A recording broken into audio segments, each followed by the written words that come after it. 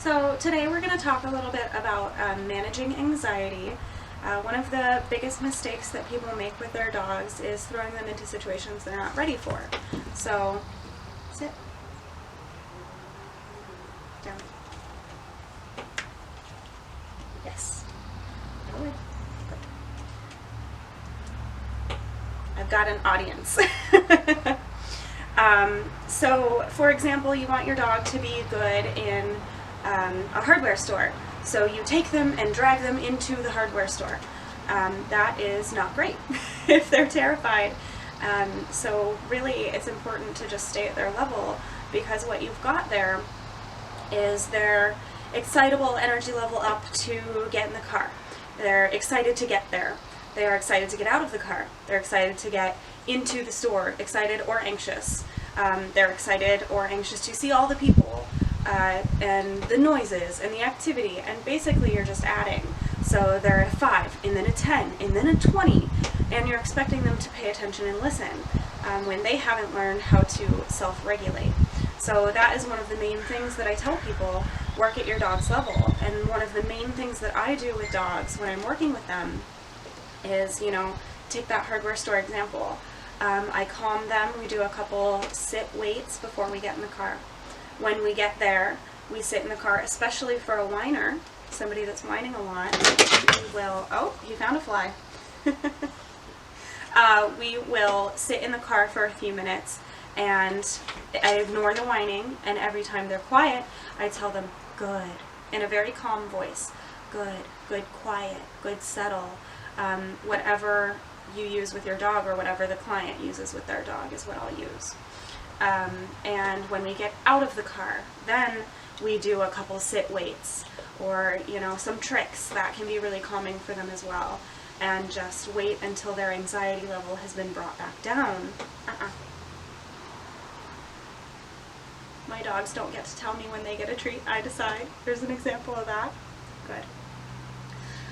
So walking up to the store, if immediately their anxiety ramps back up and they're pulling and kind of manic, then we do another sit, wait, and just calm. And when they are calm, I tell them, good, good, settle. And when they freak out, if they're still freaking out in that spot, we back up to where they can be successful. It's a little tedious the first time, but I will tell you, every time I've done that with a client dog, they are significantly better the next week.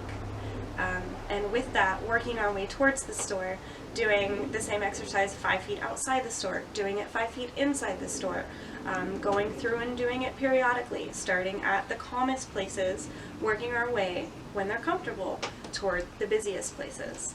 This teaches them how to bring their anxiety and their energy level back down, which is important. So we have to be right there with them, hand in hand, through the whole process, to help them calm and settle. My Raider boy is a whiner. So something I've been doing lately, he whines and freaks out when I grab his leash or his harness. So lately I have been getting it for no reason.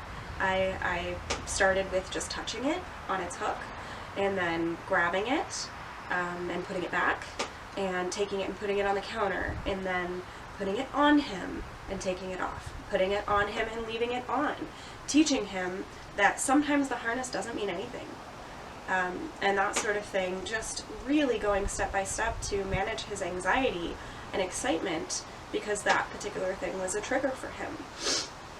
So really, no matter what it is, if your dog is having anxiety or extreme excitement about something, what you need to do is teach them how to settle themselves.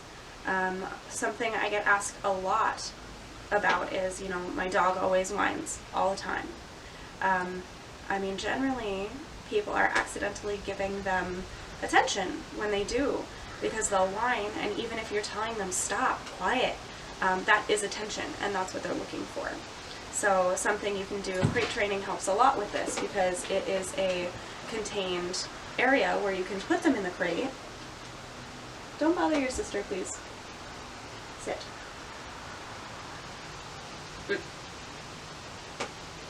Yes. Good. Good boy. Yes. Sorry.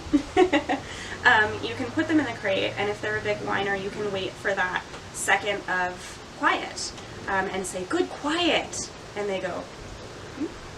And it is tedious, that is tedious as well, and waiting for those seconds of quiet. But at first you expect 2 seconds of quiet, and then you wait until they're quiet for 5 seconds and tell them good. Occasionally come in and bring them a treat. You know, let them out after they've been quiet for 10 seconds. You just basically work on those. They don't know what you want of them until you teach them. So it's really unfair to expect them to guess. They don't know. They're dogs. They're not humans. They can't understand us a lot of the time, so we need to speak their language. So yeah, really anything. If your dog is a big whiner or an anxious dog, if, for example, they whine about other dogs, go to a dog park and start 50 feet away. If that's too close and they're whining a bunch, then back up until they're successful. And then reward them for calmly looking in that direction. Just tell them, yes, good, quiet, good, settle. And then move a little bit closer. And if they're comfortable there, a little bit closer. And that will teach them that dogs running around and being exciting isn't something to whine about, that they can quietly look at it, and that's great, and they get rewarded for it.